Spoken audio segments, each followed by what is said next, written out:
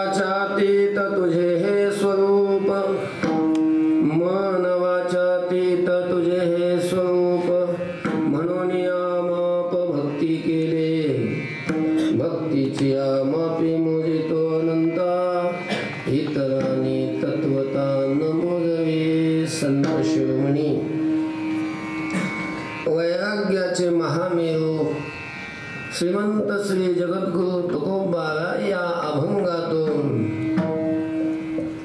आपण भक्ती या साधनाचा आश्रय का केला त्याचं स्पष्टीकरण करतात. विठ्ठल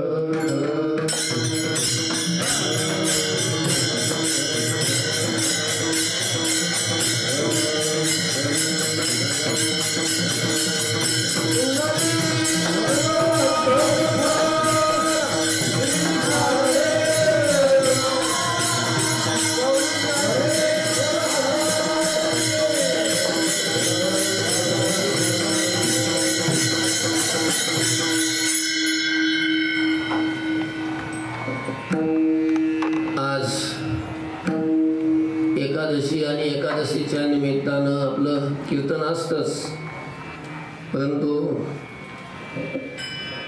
त्यामध्ये एक विशेष अशा प्रकारचं आपले आदरणीय असणारे भाऊ संभाजी भाऊ कुराडे त्यांचे पिताश्री प्रातस्मरणीय वैकुंठवासी शिवराम कुराडे यांचं पुण्यस्मरण आणि त्या पुण्यस्मरणाच्या निमित्तानं आज आणि उद्या 2 दिवस कीर्तन. उद्या सकाळी 10 ते 12 कीर्तन.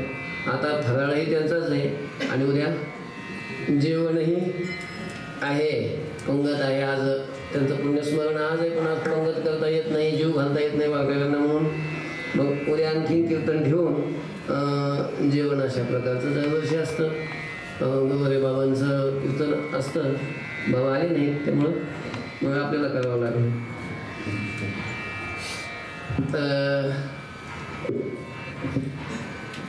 अभंग तुकोबारायांचा आहे आणि या अभंगातून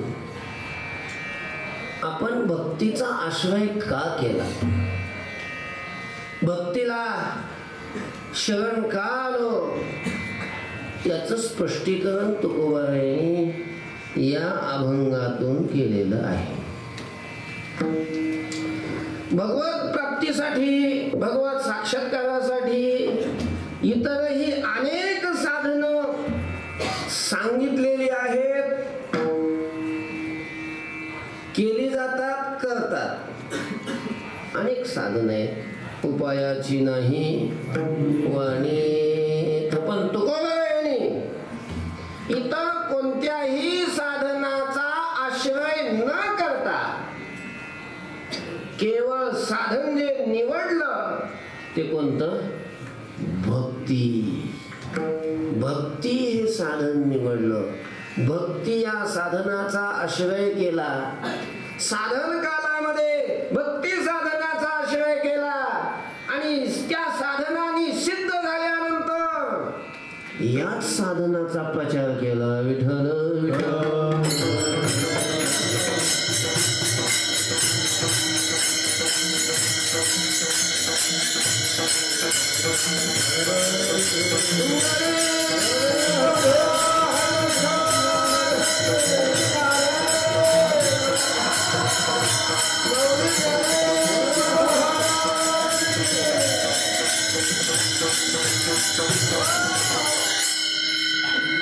कुणी काय आचरण केलं असेल, कुणी काय साधन केलं असेल, कुणी काय केलं असेल, तुकोबा म्हणतात, पण मी बाकीचं काहीच केलं नाही. मी जे साधन केलं ते साधन जर कोणतं असेल तर ते कोणतं आहे, भक्ती. कोणी योग केला असेल, कोणी याग केला असेल, कोणी तपश्चर्या केली असेल, कोणी तीर्थयात्रा केली असेल, कोणी ज्ञानाची साधना केली असेल. साधन अनेक आहेत, कोणी कोणत्या मार्गाने गेलं असेल, पण मला या भक्तीशिवाय दुसरा मार्ग ज्ञात नाही. दुसरा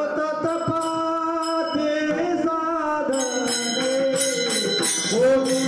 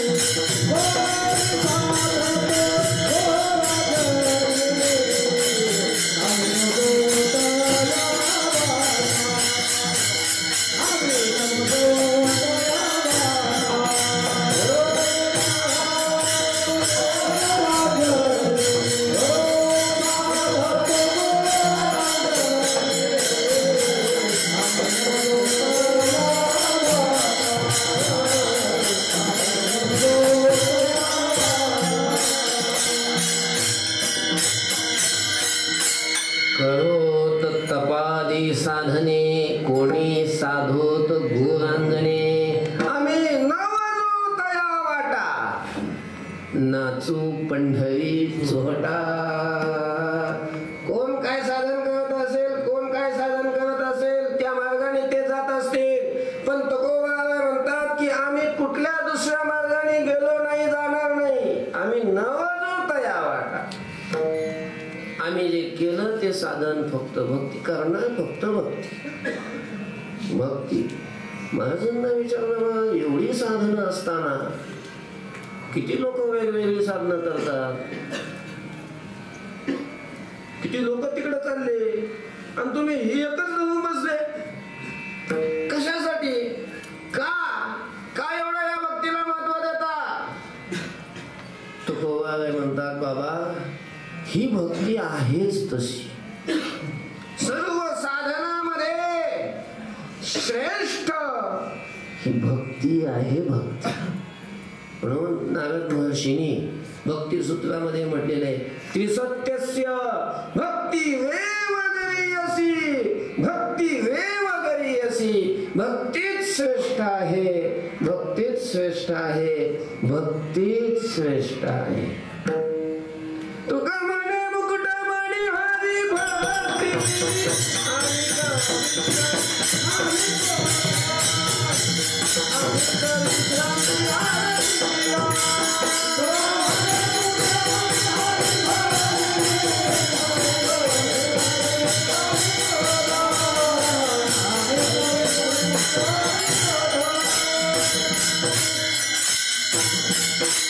तुका म्हणे मुकुट म्हणे हरी भक्ती. हरीची भक्ती ही सर्व साधनामध्ये मुकुट म्हणे आहे. जसं आपली माळ असते, माळेमध्ये मुकुट म्हणे असतो. 108 माळेत म्हणे असतात, इतर म्हणे वेगळे, आणि त्यातला टप्पू म्हणे असतो ना, त्याला मुकुट म्हणे म्हणतात. तो मुख्य म्हणे असतो. सर्व म्हणण्यापेक्षा तो काय असतो? श्रेष्ठ असतो. त्याला वेगळा दर्जा आहे, श्रेष्ठ दर्जा आहे. तसं इतर साधन माळेतल्या 108 मण्यासारखी आहेत, आणि भक्ती हे साधन मुकुट मण्यासारखे श्रेष्ठ अशा प्रकारचं हे भक्ती साधन आहे असं तुकोबा म्हणतात. पण का? इतर साधन सामान्य आणि या भक्तीलाच विशेषत्व कशामुळं? भक्ती श्रेष्ठ का आहे असा प्रश्न काही मंडळींनी तुकाराम महाराजांना विचारला. पण तुकाराम महाराजांनी नियम केला होता की बोलायचं तर फक्त देवाचंच, बोलायचं तर फक्त देवालाच. देवा वाचून दुसरं कोणाला बोलायचं नाही, बोलण्याची नाही. आता देवाविण काही, देवा वाचून काही बोलायचं नाही आणि देवाशिवाय दुसरं कोणाला बोलायचं नाही असा नियम तुकोबारायांनी केला असल्यामुळं. पण काही मंडळी तुकोबारायांना प्रश्न विचारला की महाराज तुम्ही भक्ती करता, भक्ती करू लागलेले आहे, भक्तीचाच आश्रय केला, भक्तीलाच एवढं म्हणून तुम्ही श्रेष्ठ मानता का? का भक्ती श्रेष्ठ आहे आणि भक्ती वाचून तुम्ही दुसऱ्या साधनाचा आश्रय का करत नाही? तेव्हा भक्ती श्रेष्ठ का आहे असं लोकांनी तर विचारलं. पण तुकाराम महाराजांचा नियम तर कुणाला बोलायचं नाही, बोलायचं देवाला. मग आता सांगायचं लोकांना तोंड केलंय देवाकडे.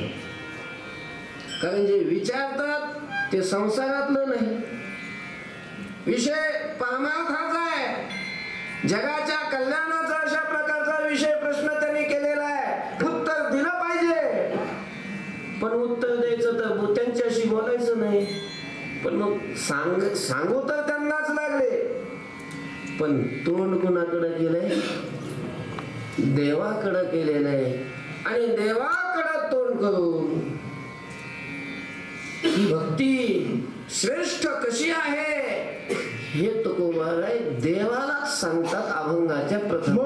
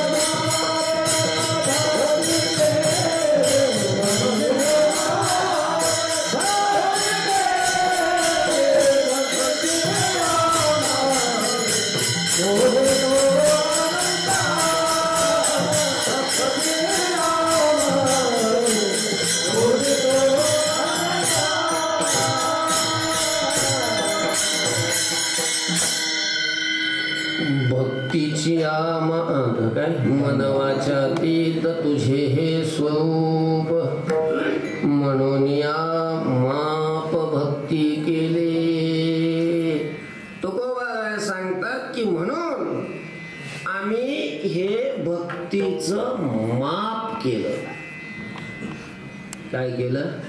भक्तीचं माप केलं. कशामुळं? काय कारण होतं त्याचं? देवाला उद्देशून देवाला समोर करून तुकोबाराय बोलतात की देवा आम्ही भक्तीचं माप हातात घेतलं. त्याचं कारण आहे, कारण तुझं स्वरूप असं आहे. कसं? मनवाच्यातीत तुझे हे स्वरूप. तुझं स्वरूप हे मनवाच्यातीत आहे आणि मनवाच्यातीत स्वरूप असल्यामुळं दुसऱ्या साधनाने तू सापडत नाही. दुसऱ्या साधनाने तुला घेता येत नाही. त्यामुळं तुला घेण्यासाठी, तुला धरण्यासाठी आम्ही जे साधन हातात घेतलं, जे माप तयार केलं ते कोणतं? भक्तीचं. भक्तीचं म्हणून या माप भक्ती केले. का? तर तुझं स्वरूप असं आहे. कसं आहे देवाचं स्वरूप? तुकोबाराय म्हणतात की मनवाच्यातीत. देवाचं स्वरूप हे मनवाच्यातीत आहे. तर मग आता प्रश्न आपल्या पुढे उभा राहतो की हे मनवाच्यातीत म्हणजे काय? अतीत म्हणजे पलीकडं, मनाच्या पलीकडं आणि वाणीच्या पलीकडं त्याचं स्वरूप आहे. विठ्ठल विठ्ठल.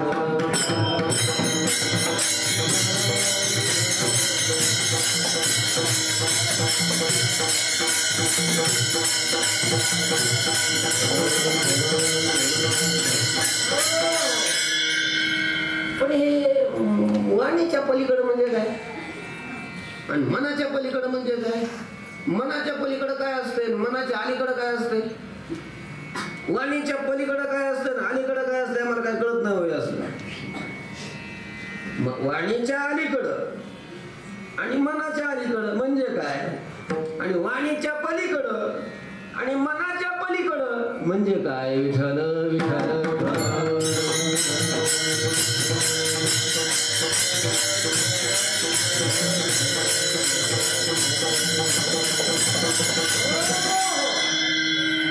तर अलीकडं या शब्दाचा अर्थ आहे जे वाणीनं बोलता येतं.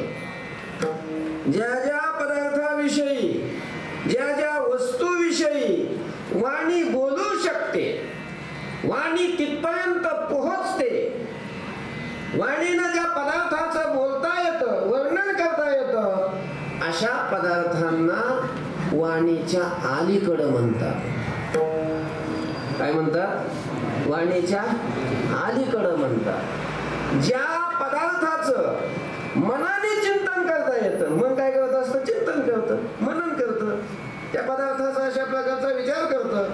आणि मग ज्या पदार्थाचा मनाने विचार करता येतो, मनाने ज्याचं चिंतन करता येतं, मनाचं चिंतन जिथपर्यंत पोहोचतं, असे जे पदार्थ आहेत त्या पदार्थांना मनाच्या अलीकडं म्हणता येत.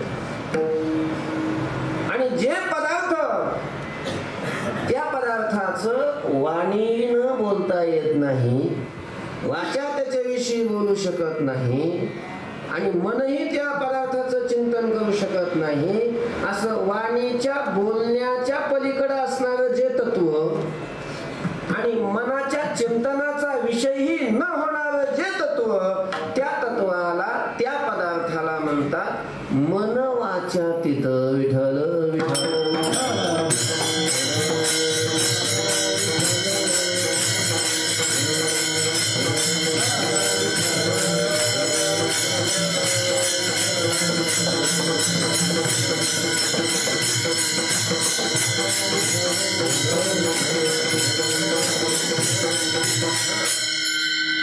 श्रुतीमध्ये असं म्हटलेलं आहे, यन्मनसा न मनते येनाहुर मनोमतम. मनाने ज्याचं चिंतन करता येत नाही, ज्याच्या योगानं मन चिंतन करतं,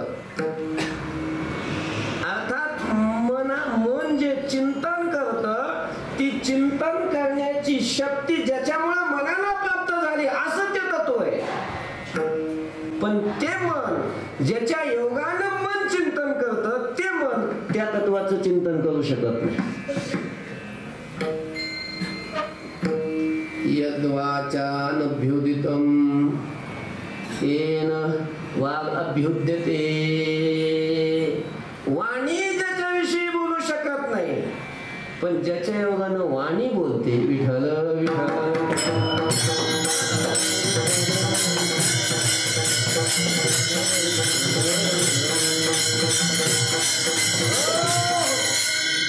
वाणी बोलते, पण तिला बोलायला ज्याच्यामुळं येतं असं जे तत्व आहे, वाणी ज्याच्या योगानं बोलायला लागते, ते जे तत्व आहे त्याच्यामुळं वाणी बोलते, पण ती वाणी त्याच्याविषयी बोलत नाही, दुसऱ्या संसारातल्या पदार्थाविषयी बोलते. त्याच्याविषयी वाणीला बोलता येत नाही. म्हणून श्रुतीनं अजून एका ठिकाणी यतो वाचो निवर्तन्ते अप्राप्य मनसा सह. जिथून वाणी परत फिरते, मनासह वाणी परत फिरते, ज्या तत्वाविषयी वाणीला बोलता येत नाही आणि मनाने त्याचं चिंतनही करता येत नाही, अशा प्रकारचं ते तत्व आहे. ठाऊन पवता गयाचा मनेसी मुरडली वाचा. ज्ञानोबा राहिले येतात, जे ठिकाण प्राप्त न होतात ते ठिकाण प्राप्त होण्याच्या अगोदरच, त्या तत्वाला पोहोचण्याच्या अगोदरच वाणी आणि मन हे परत फिरतं, विठ्ठल विठ्ठल.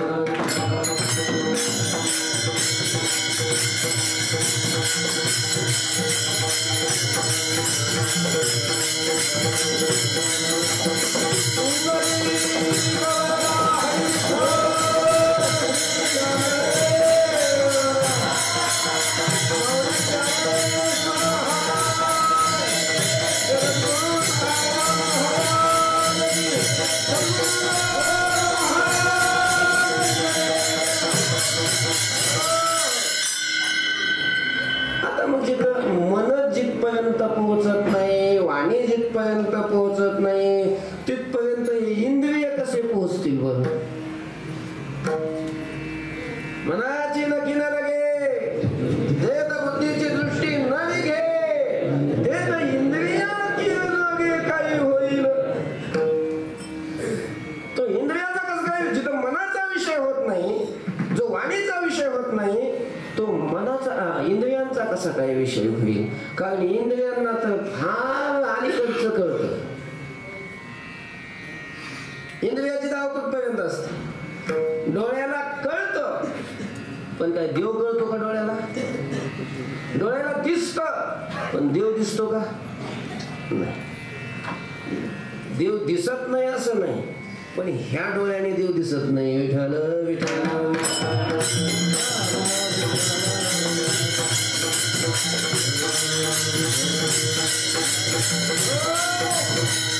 ज्याला देव दिसला, ज्यांना ज्यांना देव दिसला त्याने हे डोळे झाकले तरी देव दिसायचा बंद होत नाही. तो दिसतच राहतो. याचा सरळ अर्थ आहे, देव ज्या डोळ्यांना दिसतो ते डोळे हे नाही, अर्थात ते चर्मचक्षु नाही. ते डोळे अलौकिक आहेत, ते वेगळे आहेत, ते दिव्य डोळे, दिव्य दृष्टी आहे. भगवंतानी देवाच्या समोर, अर्जुनाच्या समोर विश्वरूप प्रगट केलं. अर्जुनाने प्रार्थना केली, मन्यसे तच्चक्षम मया दृष्टुमिति प्रभो. जर मी योग्य आहे असं तुला वाटत असेल तर तुम्हाला ते तुझं विश्वरूप काय कर दाखव. आणि लगेच भगवंतानी प्रगट केलं. पश्चिमे पार्थरूपाणी शतशोत सहस्रशः नानाविधानि दिव्यानि नानावर्णाकृतीनि च. भगवान म्हणाले, पहा ना, पहा ही नाना प्रकारची, विविध अशा प्रकारची, आकाराची, रंगाची ही सगळी माझी रूप पहा. पश्चादित्यान वसुंधरान नस्विनो मरुतस्तता. माझ्या रूपामध्ये असलेली ही वेगवेगळी अशा प्रकारचे हे सगळे देवता, सगळी रूप माझी पहा. असं ज्या वेळेला भगवान म्हणायला लागले, रूप तर प्रगट केलं, अर्जुनाला कुठं दिसतंय. अर्जुना थोडं दिसतंय. अर्जुनाला दिसना झालं. का दिसना झालं, कारण ते रूप दिव्य होतं आणि अर्जुन ज्या डोळ्याने पाहत होता ते डोळे काय होते, सामान्य चर्मचक्षु होते. आणि मग भगवंतांनी पाहिले, अजून पाहत का बरं नाही. लक्षात आलं की अरे आता चर्मचक्षुने पाहतोय, हे दिव्य रूप याला, या डोळ्याने कसं काय दिसेल. मग भगवंतांनी म्हटलं, दिव्यम ददामि ते चक्षु पश्य मे योगमहेश्वरम. अर्जुना, मी तुला दिव्य चक्षु देतो, तुला दिव्य दृष्टी देतो. आणि मग त्या दिव्य दृष्टीने तू काय कर, हे रूप पहा. आणि मग भगवंतांनी दिव्य दृष्टी दिली. अजून त्या दिव्य दृष्टीने ज्या वेळेला पाहायला लागला आणि मग अजून लागला वर्णन करायला, पश्यामि देवांस्तव देव देहे सर्वं तथा भूत विशेष संघान ब्रह्मांड मीशम कमला सनस्थम मुशिष्ट. हे सगळं पुढं.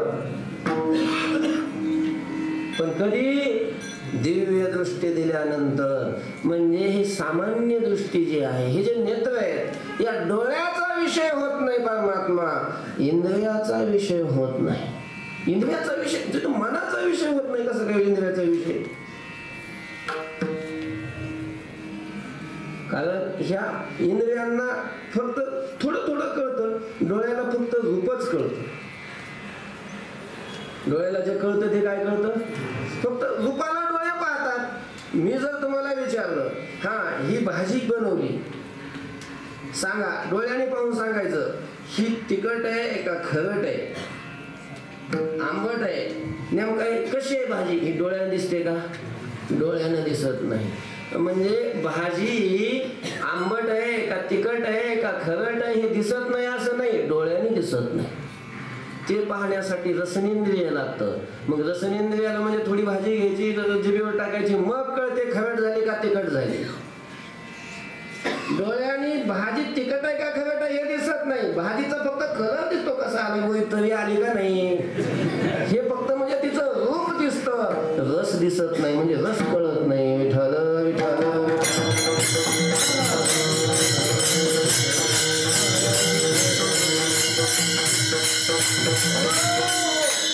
कानाला म्हणजे श्रोत्रेंद्रियाला फक्त शब्द कळतो, बाकीचं काही कळत नाही. याला कानाला रूपही कळत नाही, रसही कळत नाही, गंधही कळत नाही. कानाला फक्त शब्द कळतो, त्वगेंद्रियाला फक्त स्पर्श कळतो, नेत्राला फक्त रूप कळतं, रसनेंद्रियाला फक्त रस कळतो आणि ग्रहणेंद्रियाला फक्त गंध कळतो. काय कळतं? गंध कळतो. म्हणजे एक एक विषय त्या इंद्रियांना समजतो. आणि नेत्रामध्ये आणि त्वगेंद्रियामध्ये थोडी शक्ती अशी जास्त आहे की त्यांना तो विषय कळून तो विषय ज्या पदार्थाच्या आश्रयाने राहतो त्या आश्रयाचं हे ज्ञान होतं. डोळ्याला रूप कळतं आणि हे रूप कशाचं ती वस्तू कळते. त्वगेंद्रियाला स्पर्श कळतो आणि स्पर्श तो कोणत्या वस्तूचा आहे ती वस्तू कळते. म्हणजे दोन इंद्रियामध्ये थोडी शक्ती जास्त आहे. तो विषय कळून तो विषय ज्या पदार्थाच्या आश्रयाने असतो तो पदार्थही त्या इंद्रियाने कळतो. पण देव कळत नाही. देव या इंद्रियाने दिसत नाही, कोणत्याच इंद्रियाने कळत नाही. का कळत नाही?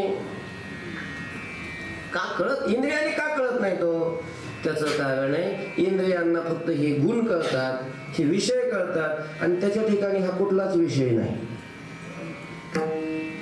अस्पर्शम अशब्दम अस्पर्शम आरूपम अव्ययम तथा अरसम अगंधवच श्रुतीनं असं त्याचं वर्णन केलेलं आहे. तो अशब्दम, अशब्द म्हणून त्याच्या ठिकाणी शब्द नाही, त्याच्या ठिकाणी स्पर्श नाही, त्याच्या ठिकाणी रूप नाही, त्याच्या ठिकाणी रस नाही, त्याच्या ठिकाणी गंध नाही. जर त्याच्या ठिकाणी शब्द असता तर कानाने देव ऐकू आला असता. जर त्याच्या ठिकाणी स्पर्श असता तो त्वगेंद्रियाने त्याचा स्पर्श कळला असता. हा गार आहे का गरम आहे का कठीण आहे का मऊ आहे कसं कळलं असतं ना. जर स्पर्श त्याच्या ठिकाणी असता तर त्याच्या ठिकाणी स्पर्श नाही, त्याच्या ठिकाणी रूप नाही. रूप जर असतं तर डोळ्याने दिसला असता. रंग नाही, रंग नाही, रूप नाही,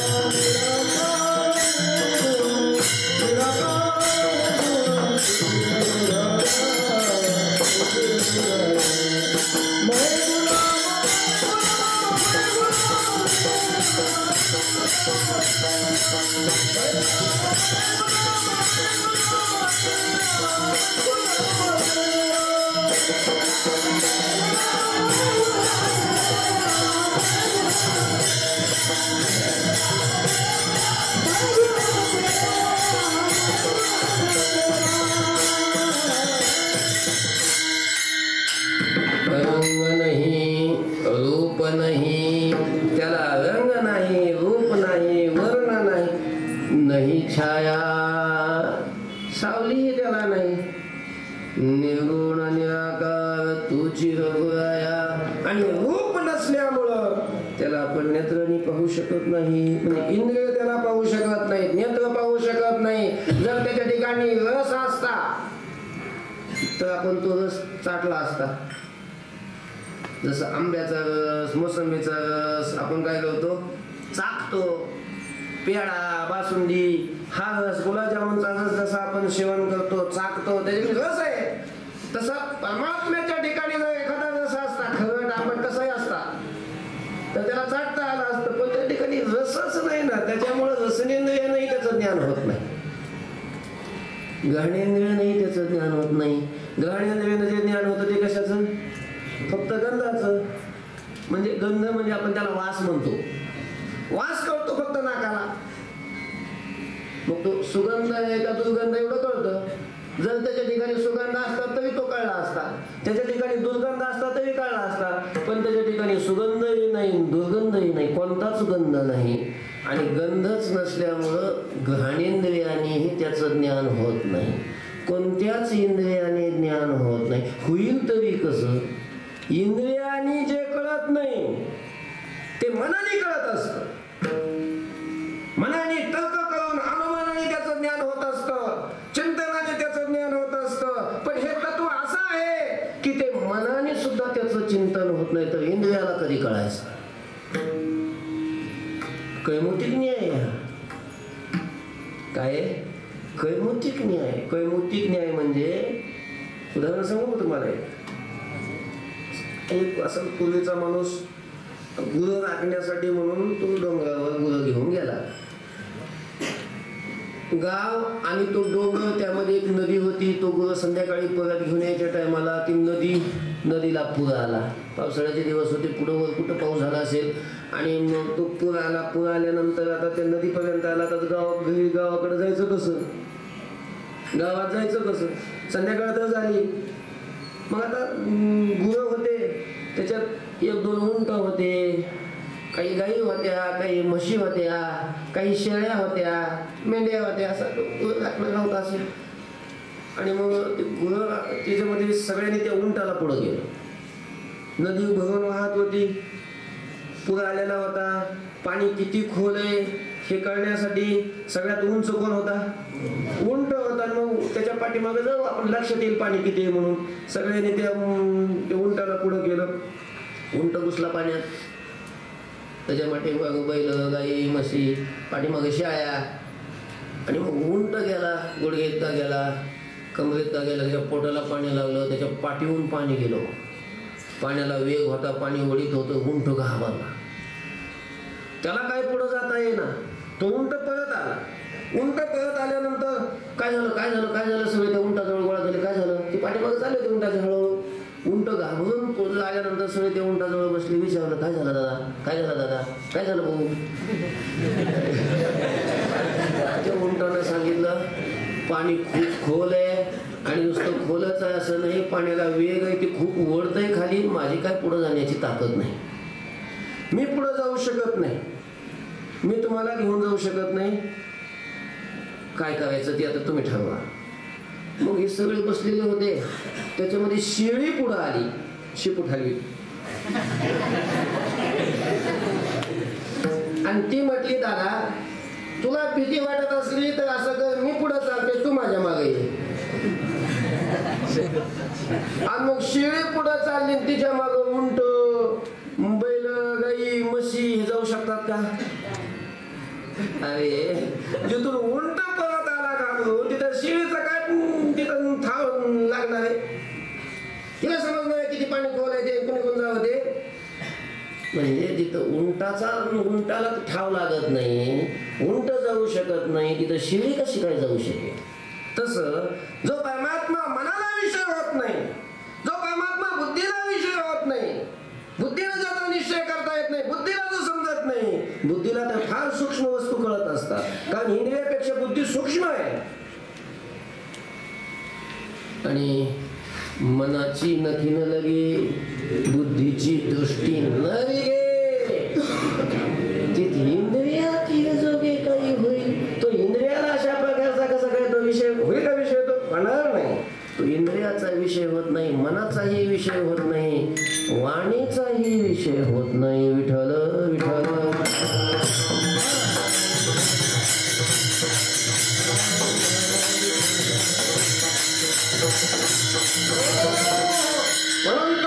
म्हणतात मन वाचातीत तुझे हे स्वरूप, मन आणि वाणीच्या पलीकडं तुझं स्वरूप आहे.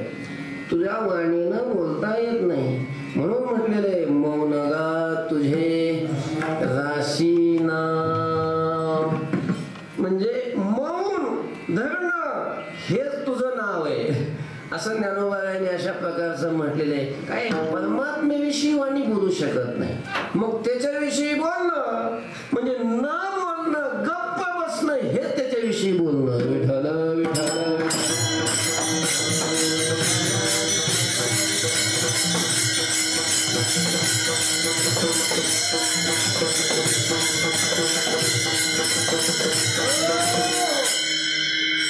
त्याच्याविषयी बोलताच येत नाही, त्याच्याविषयी गप्पच बसावं लागतं. हा वेद सुद्धा खूप टळटळ करतो, खूप टळटळ केलं वेदाने, खूप वेद काय बोलत नाही, खूप खूप बोलला पण सगळं संसारातलंच. आणि ज्या वेळेला त्याच्याविषयी बोलायला लागला आणि मग बोलायला त्याला काही येईनाच, शांत झाला, गप्पच बसला. वेद जाणू गेला मौनावला. आता जिथं वेदाला बोलता येत नाही त्याच्याविषयी खरं असं आहे की त्याच्याविषयी बोलण्याकरता तो शब्दाचा, तो वाणीचा विषयच होत नाही. तो आणि गप्प बसावं लागतं. असं एक कथा सांगतात ना, एक महात्मा होते, ज्ञानी महात्मा होते, ब्रह्मज्ञानी होते. हे जे तत्व आहे ना, हा परमात्मा आहे ना, अनुभवायचा असतो. तो बोलता येत नाही, सांगता येत नाही, तो अनुभवावा लागतो. काही अनुभवाच्याच गोष्टी असतात, त्या सांगता नाहीत येत. महात्मा होते, ज्ञानी होते, साक्षात्कारी होते. आणि मग एक जण कुणीतरी असा, लोक कॉलेजमध्ये वगैरे ते शिक्षणाच्या पदवी असतात ना, ते मध्ये PhD पदवी आहे बघा. आणि ती PhD पदवी करण्याकरता कुठलीही पदवी PhD करायची असली एक विषय निवडावा लागतो. आणि त्या विषयाविषयी एखादा अशा प्रकारचा निबंध परिपूर्ण लिहावा लागतो. मग त्याला काय भेटते? PhD अशा प्रकारची पदवी भेटते. आणि मग त्यांनी विषय निवडला PhD करण्याकरता एका व्यक्तीने. कोणता? ब्रह्म. आता तो PhD कशावर करू लागला? ब्रह्मावर. आता ब्रह्मावर PhD करायची. मग त्याला आता PhD करणार, आता कुठलाही विषय निवडला की मग त्या विषयाच्या संदर्भातील सगळी माहिती गोळा करावीच लागते. त्याचं कारण काय, त्याचं कार्य काय, त्याचं स्वरूप काय, ह्या सगळ्या गोष्टी जाणून घ्याव्या लागतात. सगळी माहिती गोळा करावी लागते. आणि म्हणून तो माहिती गोळा करत होता. हे ब्रह्म कशा कशात वर्णन केलं ते सगळं पुस्तकं त्यांनी पाठ केले, अमकं केलं तमकं केलं. पण त्याला असं वाटलं की हे ब्रह्म ज्यांनी जाणलं, जे ब्रह्मज्ञानी आहेत, अशा महात्म्याला आपण भेटू आणि त्यांचा अनुभव काय सांगतोय, त्यांनी ब्रह्म कशा रूपात जाणलं हे आपण काय करू, त्यांना विचारून घेऊ. म्हणून थोडंसं त्यांनी शोध घेतला, चौकशी केली. ब्रह्मज्ञानी कोण आहे, ब्रह्मज्ञानी कोण आहे, ब्रह्मज्ञानी कोण आहे, असं खूप दिवस चौकशी केल्यावर त्याला कळालं की अमक्या अमक्या गावामध्ये, गावाच्या बाहेर थोडंसं एक त्याने कुटिया बांधलेली, तिथं महात्मा आहेत आणि ते महात्मा ब्रह्मज्ञानी आहे. सगळे ऋषी मुनी त्यांच्याकडे येतात, सगळे साधू त्यांच्याकडे त्यांना जातात. ते ब्रह्मज्ञानी म्हणून त्यांना नमस्कार करतात, त्यांना पाया पडतात, त्यांना मोठा मान देतात ब्रह्मज्ञानी म्हणून. बरं वाटलं त्याला. मग तो त्यांना जाऊन आश्रमात जाऊन तिथं भेटल्यानंतर मग त्यांनी विचारलं, काय बाबा कोण आहे, कुठे असतं, कशी? सांगतो बाबा मी PhD करतोय, मला PhD करायची आणि विषय निवडलाय ब्रह्म. बरं, चांगलं. पण मी असं ऐकलं की तुम्ही ब्रह्मज्ञानी आहात, लोकांकडून मला कळालंय. खरं आहे तुम्ही ब्रह्म जाणलं? तुम्ही हा लोकांनी जे तुला सांगितलं असं ते काही खोटं नाही, खरं आहे बा. मग मला PhD करायची, मला त्याविषयी तुम्ही काही सांगाल का? सांगतो, मला जेवढं सांगता येईल तेवढं मी काय करेन, सांगेन. मग कधी सांगता तू, कधी येतो सांग. मी तर इथंच असतो, मी कुठं जातच नाही. तू कधी येतो? मग त्याने सांगितलं की मला रविवारी सुट्टी असते. मग रविवारी येतो. कशाला? ब्रह्मज्ञान प्राप्त करून घ्यायला. आता असं शिष्याच्या मनावर जाऊन थोडं ब्रह्मज्ञान प्राप्त होत असतं.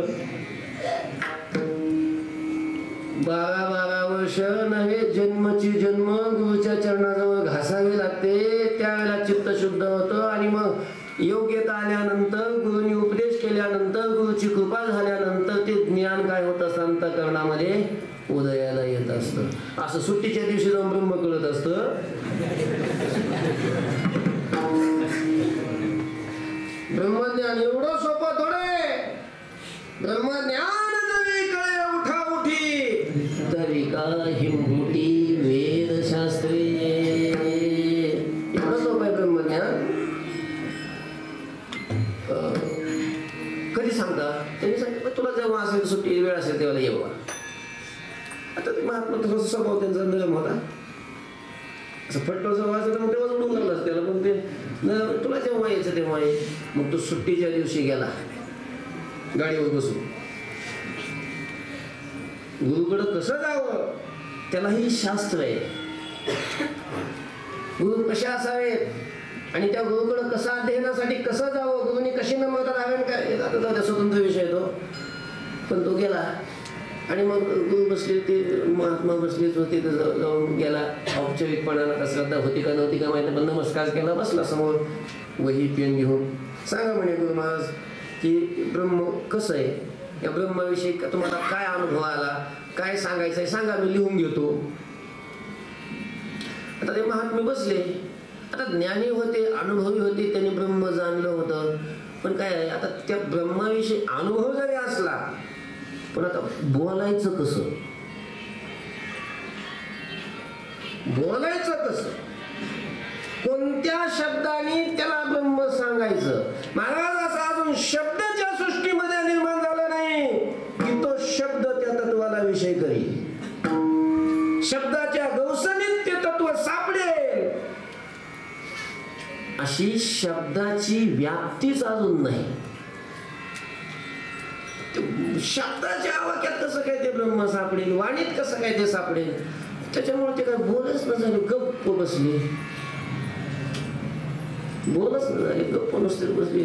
5 मिनिटं झालं, 10 मिनिटं झालं, अर्धा तास झाला, 1 तास झाला, 2 तास झाला, एकही शब्द बोलले नाही.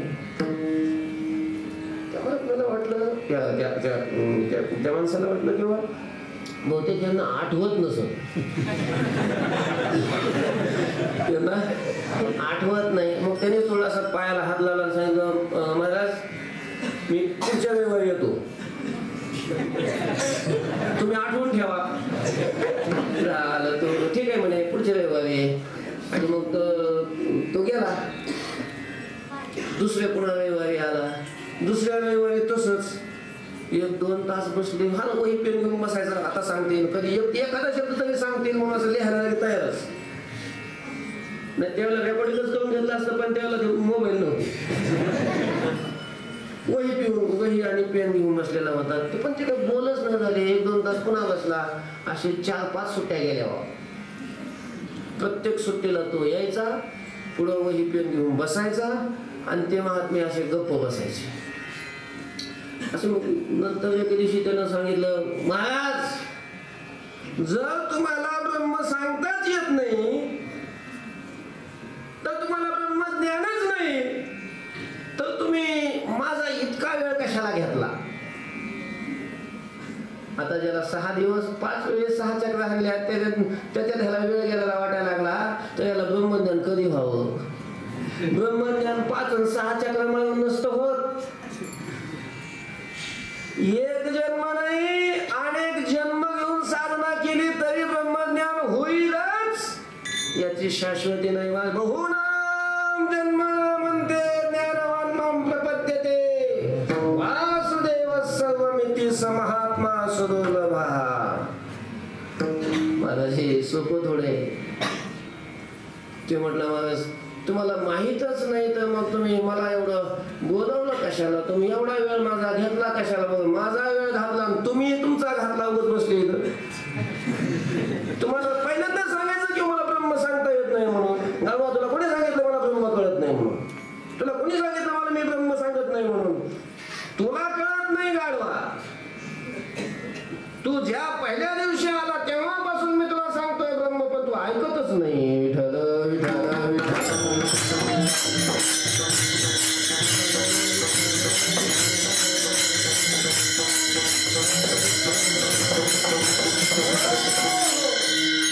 काय सांगत होतो? कारण ते हेच सांगत होते की बाबा ह्या ब्रह्माविषयी बोलता येत नाही, शब्दाने ते सांगता येत नाही. ब्रह्मज्ञानी महात्मा असून ब्रह्माचा अनुभव असूनही त्या व्यक्तीसमोर ते ब्रह्म शब्दाने बोलत नव्हते. ही कथा काय सांगते की त्या ब्रह्माविषयी शब्दाने बोलताच येत नाही. वाणी त्याच्यापर्यंत पोहोचत नाही, वाणी त्याचं वर्णन करू शकत नाही.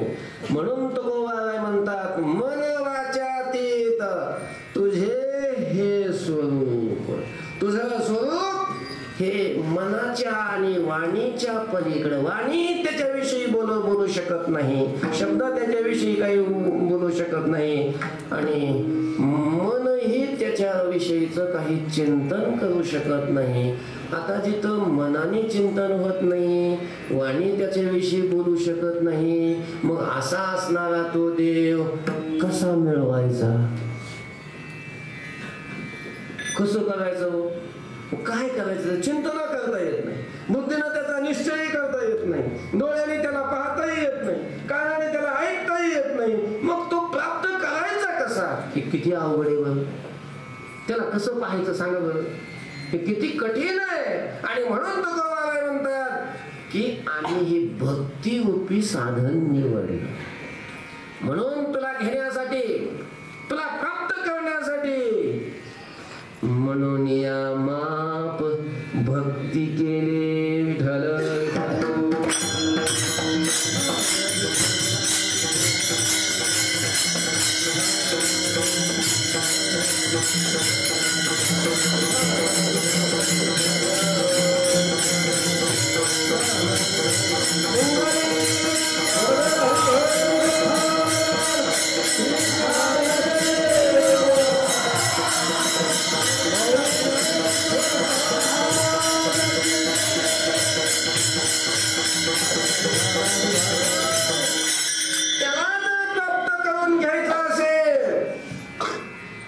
इतर कोणत्या साधनाने त्याला घेताच येत नाही. त्याच्याकरता तुकोबाबाई म्हणतात की त्याला घेण्यासाठी जे माप बनवलं ते कशाचं बनवलं?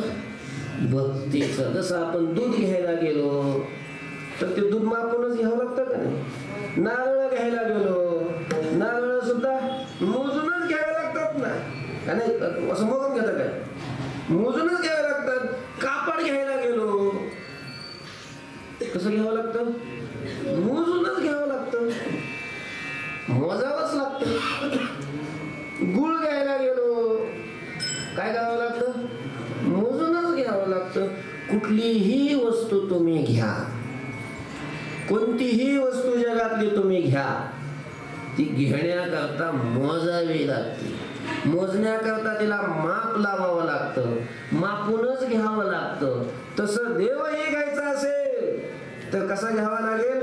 मोजून मोजून मापूनच घ्यावा लागेल ना. आणि त्याकरता त्याला मोजण्यासाठी आम्ही जे माप बनवलं, जे माप तयार केलं, ते कशाचं माप? म्हणजे साधन.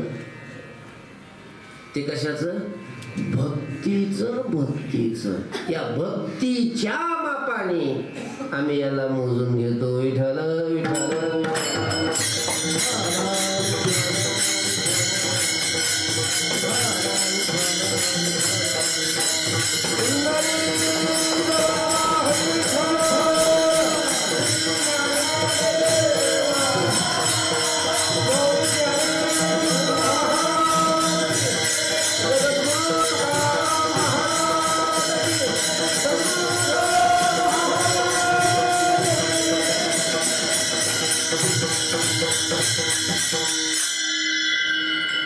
काय आपण जे मोजतो ना, ऐका, ह्या मोजण्याचे काही शास्त्रकारांनी प्रकार सांगितलेले. गणिमम, तुलिमम, मेयम, क्रियया, रूपतः, श्रिया, असे 6 प्रकार आहेत मोजण्याचे, म्हणजे मापण्याचे. गणिमम अशी गणती करून, गणती करायची, 1 2 3 4 5 6 असं गणिम, याला गणिमम म्हणतात. आपण जर नारळ घ्यायला गेलो, ऐका, नारळ घ्यायला गेलो तर आपण कसे नारळ घेतो? किलोनं घेतो का? मग लिटरनं मोजतो का? मग कसं मोजतो? म्हणजे कसं? 1 2 3, याला गणिमम म्हणतात. याला काय म्हणतात? गणिमम. म्हणजे त्याची संख्या मोजावी लागते, नगावर मोजावं लागतं त्याला. 1 नग, 2 नग, 3 नग, 4 नग असं त्याला मोजावं लागतं. याला गणिमम म्हणतात. याला काय म्हणतात? गणिमम. आता देवाला असं गणिमम म्हणजे असं 1 2 3 असं मोजून घेता येतं? तसं मोजता येत नाही त्याला. का नाही त्याला मोजता येत गणिमम? म्हणजे असं 1 2, कारण 1 2 3 ही संख्या आहे. ही काय आहे? संख्या. आणि त्याच्या ठिकाणी संख्याच नाही, 2 3 त्याला म्हणता येत नाही, कारण 2 3 ही संख्या त्याच्या ठिकाणी नाही. मग तो कसा आहे? एकम एवम अद्वितीय. एकमेवा द्वितीयम आहे. त्याच्यामुळं एकमेवा द्वितीयम असल्यामुळं त्याला 2 3 4 5 6 इथून पुढे कितीही संख्या जी आहे त्या संख्येनं त्याला मोजता येत नाही, कारण तो एकमेवा द्वितीयम आहे.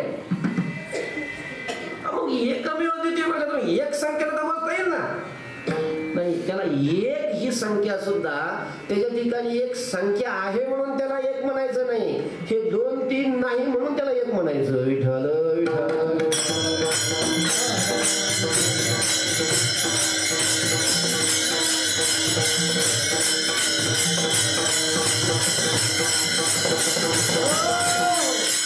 अर्थात कोणतीच संख्या त्याच्या ठिकाणी नसल्यामुळं त्याला असं गणिमम या साधनाने म्हणजे 1 2 3 असं संख्येनं मोजून त्याला घेता येत नाही.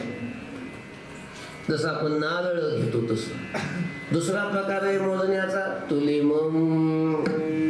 तुलिमम म्हणजे असं तुलून. साखर कशी घेतो आपण? तुलून घेतो का नाही? तसं त्याला तुलून घेता येत नाही. साखर, गूळ, धान्य आपण जे सगळं घेतो किंवा देतो, देणं घेणं जे चालतंय कसं? तुलून. ज्वारी, बाजरी, गहू, तांदूळ हे जे घेतले जातात किंवा दिले जातात हे कसे? तुलून. त्याला तुलिमम. याला तुलून घेता येतं का बघा? म्हणजे असं काट्यात घालून एका पावड्यात काहीतरी ठेवायचं आणि त्याला दुसऱ्या पावड्यात. तसं जमत नाही. का जमत नाही? हे तोललं जे जातं का नाही ते वजनदार पदार्थ. त्याला शास्त्रामध्ये गुरुत्वाने युक्त असणाऱ्या पदार्थाला वजन आपण जे म्हणतो त्याला शास्त्रामध्ये गुरुत्व म्हणतात. आणि ज्या पदार्थाच्या ठिकाणी गुरुत्व असतं अशा पदार्थाला तोलून घेता येतं आणि देता येतं. गुळ आपण तराजूत टाकला की त्याला वजन आहे, त्याला त्याच्या ठिकाणी गुरुत्व आहे. साखरेच्या ठिकाणी गुरुत्व आहे. कुठलंही धान्य आपण मोजतो त्याच्या ठिकाणी गुरुत्व आहे. आणि गुरुत्व असल्यामुळं त्याला काय करता येतं? तोलता येतं आणि तोलून घेता येतं. परमात्म्याच्या ठिकाणी गुरुत्व नाही. गुरुत्व फक्त 2 द्रव्याच्या ठिकाणी आहे. काय? गुरुत्व फक्त 2 द्रव्याच्या ठिकाणी आहे. एक पृथ्वीच्या ठिकाणी, जलाच्या ठिकाणी. दुसऱ्या कोणत्या भूताच्या ठिकाणी, कोणत्याच पदार्थाच्या ठिकाणी काही नाही, गुरुत्व नाही. गुरुत्व फक्त हे 2 द्रव्याच्या ठिकाणी, पृथ्वी आणि जल. परमात्म्याच्या ठिकाणी गुरुत्व नसल्यामुळं त्याला तोलता येत नाही, तोलून घेता येत नाही. पुन्हा गणिमम, तुलिमम, मेयम. मेयम म्हणजे मोजणं, म्हणजे माप. आपण जसं पीठ मोजायचे बघतो. आता आपण इकडं किलोच मोजतो, पण मी घरी लहान असताना शेजारची कुणी एखादी माऊली आली, तिला पीठ न्यायचं असलं तर ते माप असायचं. चिपट्याचं, पायलीचं, शेराचं असं माप असायचं. आणि ते देताना असं पार असं करून त्याच्या बघा म्हणजे ते शेराने मोजून दिलं जातं. त्याला मेयम म्हणतात. मेयम. दूध मोजतो आपण कसं? लिटरनं. तेही मेयम. ते लिटरनं असेल, शेरानं असेल, असं एखादं माप, भांड्याचं वगैरे माप त्यानं मोजलं असेल तर त्याला मेयम म्हणायचं. आता हे कसं असतं? दूध मोजायचं असेल तर लिटर मध्ये घालतो, पण दूध लिटर मध्ये घालता येतं का त्या मापामध्ये? कारण ते द्रव रूप आहे. ते कसं आहे? द्रव रूप आहे म्हणून त्याच्यात त्याला घालता येतं. आणि त्या मापात घालण्याकरता ती वस्तू परिच्छिन्न पाहिजे, मर्यादित पाहिजे. परमात्मा मर्यादित नाही, तो व्यापक आहे. त्या लिटरामध्ये कधी बसायचा तो? त्याच्या एका अंशावर संपूर्ण जगात आहे, तर त्याला तुम्ही लिटर मध्ये कसं घालणार? आणि त्या लिटर मध्ये घालून कसं मोजणार? मोजता येत नाही. कापड घ्यायला आपण मीटरनं मोजतो. मीटरचा माप लावा त्याला.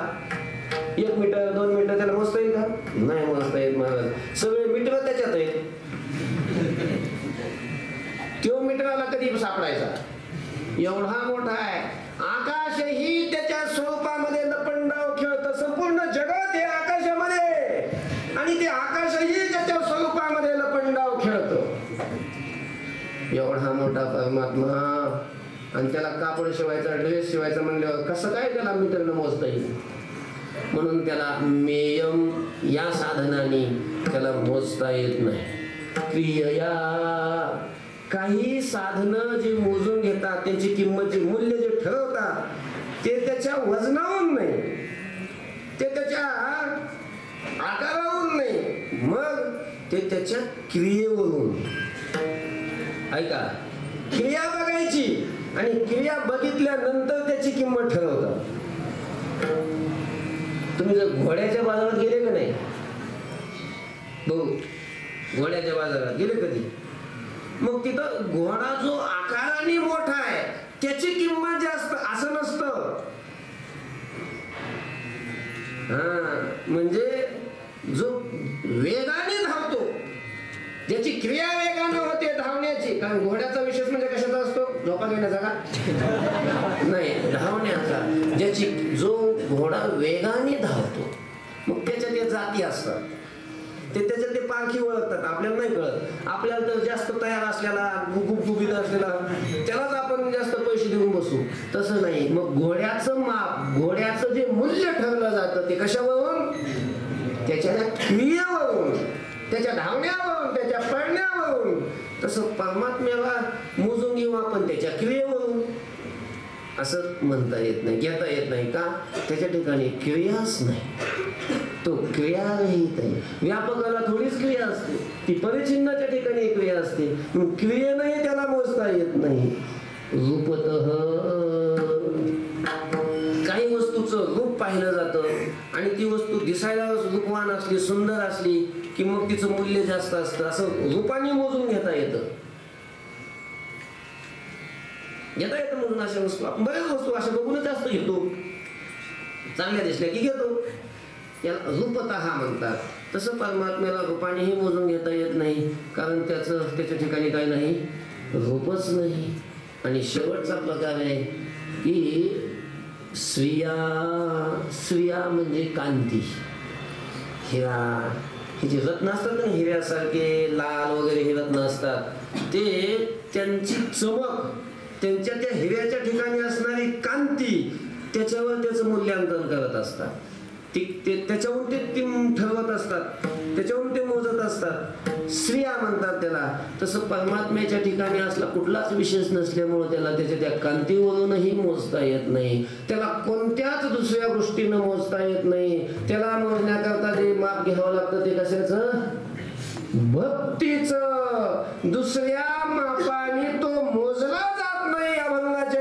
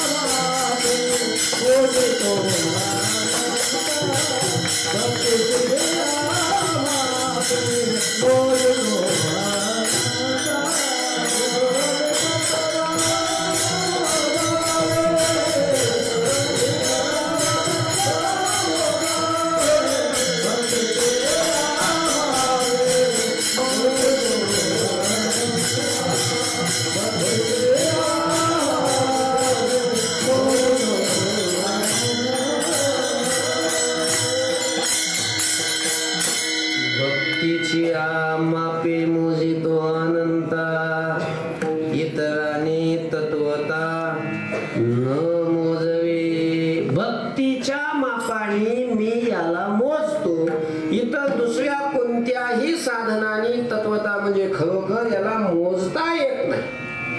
आणि भक्तीच्या मापानं मोजता येतं का? हा, मोजता येतं. भक्तीच्या मापाने याला मोजता येतं. मोजता येतं. हा, कुणी मोजलं? कुणी मोजलं? मग आपल्याला जावं लागतं द्वारकेत. विठ्ठल विठ्ठल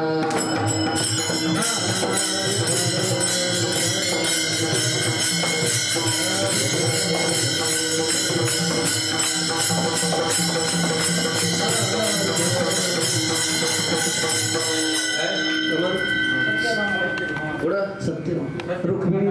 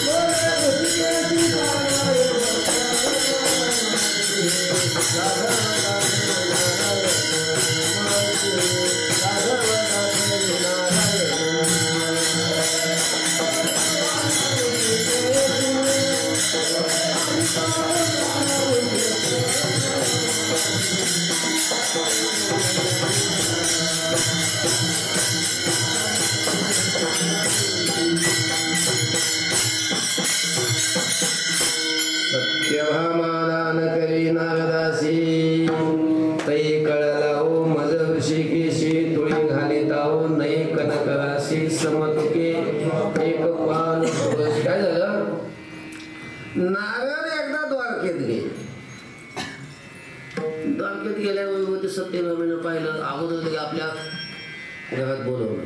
मग नारद आलं, संत आले. मग आता झाली संतांशी आसनी पूजा करी काय शास्त्राने सांगितलेलं आहे. मग संतांनी नारदांची चरण धरले, त्यांना बसायला आसन दिलं, आसनावर बसवलं, त्यांची पूजा केली, काही जेव खाऊ घातलं, दक्षिणा भरपूर दिला.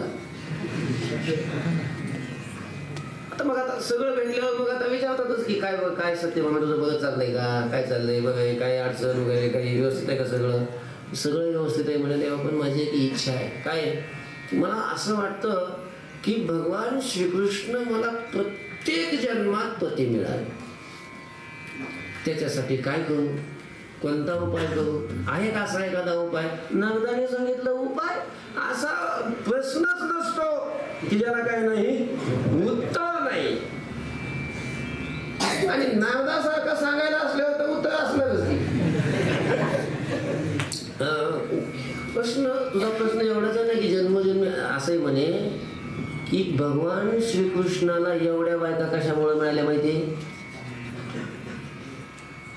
किती? 16,108. त्याच्यात तू एक आहेस. या 8 महाराण्या म्हणते त्याच्यात एक होती नाही. 16,100 तर त्या ह्याच्यातून आल्या, त्या नरकासुराकडून आणल्या होत्या. एवढ्या पत्नी आहेत. का मिळाल्या एवढ्या? कशा मिळाल्या माहितीये? कारण जो मनुष्य दान करतो त्याच्या कितीतरी पटीनं त्याला भेटत असतं. तुला हे हा श्रीकृष्ण प्रत्येक जन्मात पुन्हा भेटावा असं वाटत असेल तर दान करावं लागेल. पूर्वजन्मामध्ये हा प्रभू रामचंद्राच्या रूपात असताना सीतेला वनात सोडलेलं जरी असलं, पण ज्या वेळेला यज्ञ करायचा त्यावेळेला प्रत्येक यज्ञाच्या वेळेला सोन्याची सीता करून ती दान केली. आणि त्याचा परिणाम एवढ्या भेटला पुढच्या जन्मात. तुला हे जर हा कृष्णात पुन्हा पती भेटावा असं वाटत असेल तर तुला या जन्मात काय करावं लागेल? दान करावं लागेल. म्हणजे कृष्णाला, हा कृष्णाला दान करावं लागेल. आणि त्यांना कोण घेईन वा दानात? ती सोन्याची सीता होती म्हणून घेतली. यांना कोण दानात घेईन? कोण? पट्ट्याला घ्यायला. मी घेतो. मग कधी मुहूर्त वगैरे काही संकल्प करायला ब्राह्मण बिम्मण बोलवायचा का? मी ब्राह्मणच आहे, मी म्हणतो संकल्प कर, तू संकल्प सोड पाणी. झालं, घेतलं सत्यभामीनं हातात पाणी, संकल्प केला आणि सोडलं नारदाच्या हातावर पाणी. तसाच वाला हात घेऊन देवाकडे, देवा हे हा पहा वाला हात. काय झालं मला हात टावेल देऊ का पुसायला? नाही पुसायला नाही आलो, तुम्हाला दाखवायला आलोय. म्हणजे काय दाखवायला आले ना आता तुम्हाला? अहो सत्यभामेनं तुम्हाला मला दान दिलंय, तुम्ही आता मला दानात मिळालेले. म्हणजे तुमच्यावर सत्ता आता माझी आहे, मी मालक आहे आणि तुम्ही सेवक आहे. मी सांगितलं तसं करायचं. ठीक आहे म्हणे ना, जर सत्यभामेनं दान दिलं असेल आणि तुम्हाला दिलं असेल आणि तुमचा मी सेवक होत असेल तर मला तर संतांची सेवा प्राप्त होईल. भाग्य माझं. चला काय सेवा करू? काही नाही. विना घ्यायचा तुमच्या घरात? दे इकडे विना घेतो. देवा विना आणि चिपळ्याला हात लावायचा नाही कधी, कारण याच्या शक्तीनं याच्या जोरावर तुला मिळवलंय, ते आमचं भांडवल जप्त करायचं नाही. मग हे आता दुसरं काही द्यायला नव्हतंच ना. पायात काय होत्या? पादुका होत्या, खडावा. ते खडावा सगळ्या देवा घ्या खडावा चला. आणि मग देवाने त्या खडावा घेतल्या नागदांच्या डोक्यावर आणि चालले. सत्यभामा दान करे उधळू नाही.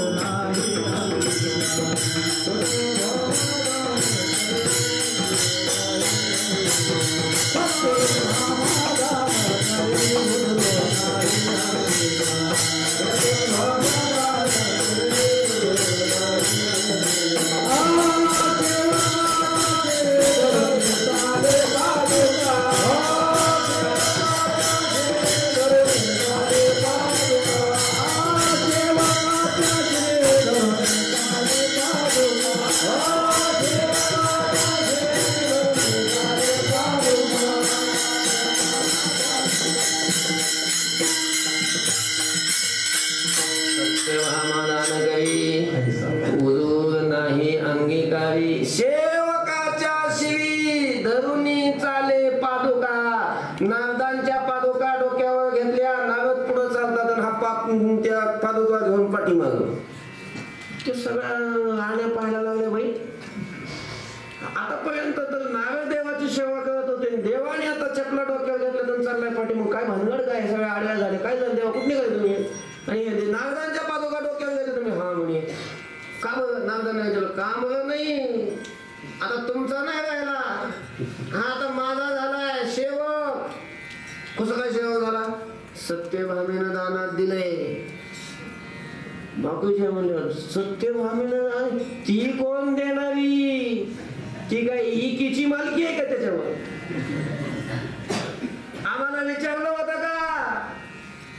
आमची मालकी आहे ना त्याच्यावर. ती एकटी देणारी कोण? झालं ते त्या म्हटले आम्ही त्याला जाऊ देत नाही.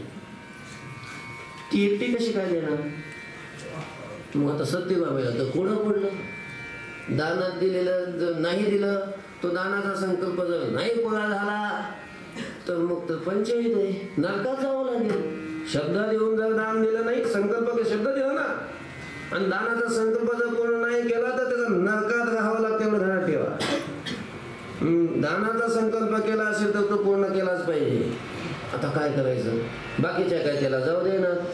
मग काय करावं असं मग मधला मार्ग शोधला. मग असं करा, जी वस्तू देता येत नाही मग त्या वस्तूच्या भारोभार, त्या वस्तूच्या मापानं तेवढं काय द्यायचं? सोनं द्यायचं.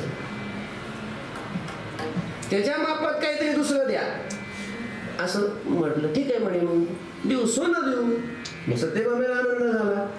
आणि मग त्याच्या मापानं द्यायचं ना, त्याच्या बरोबरीनं द्यायचं ना, त्याला मोजून द्यायचं ना. आणि मग त्याला एका तराजूत बसवलं, म्हणजे एका पारड्यात बसवलं.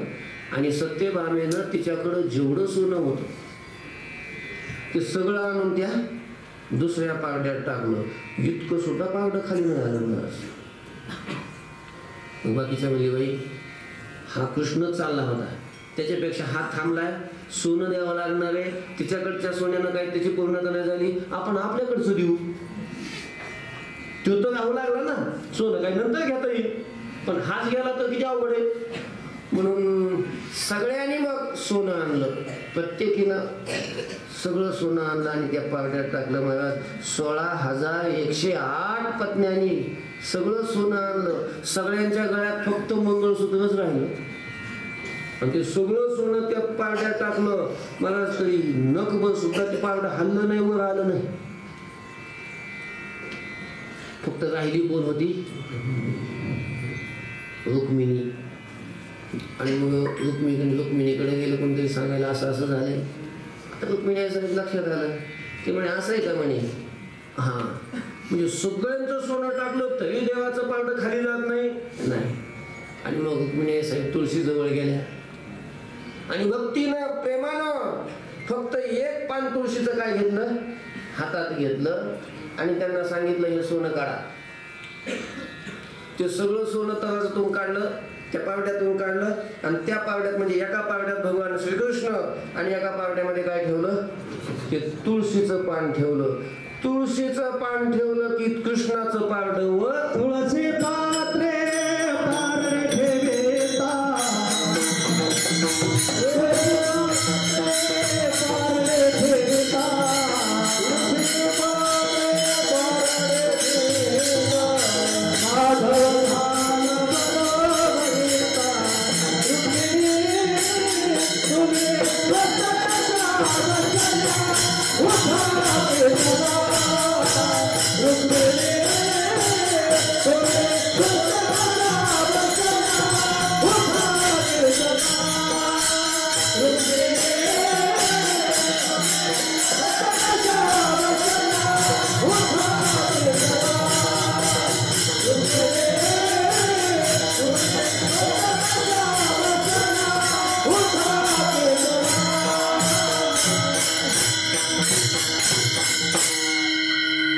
पान ठेवलं की भगवान श्रीकृष्णाचं पारडं वर झालं आणि ते तुळशीचं पानाचं पारडं खाली. म्हणजे फक्त भक्तीनं प्रेमानं ते पारडं खाली आलं.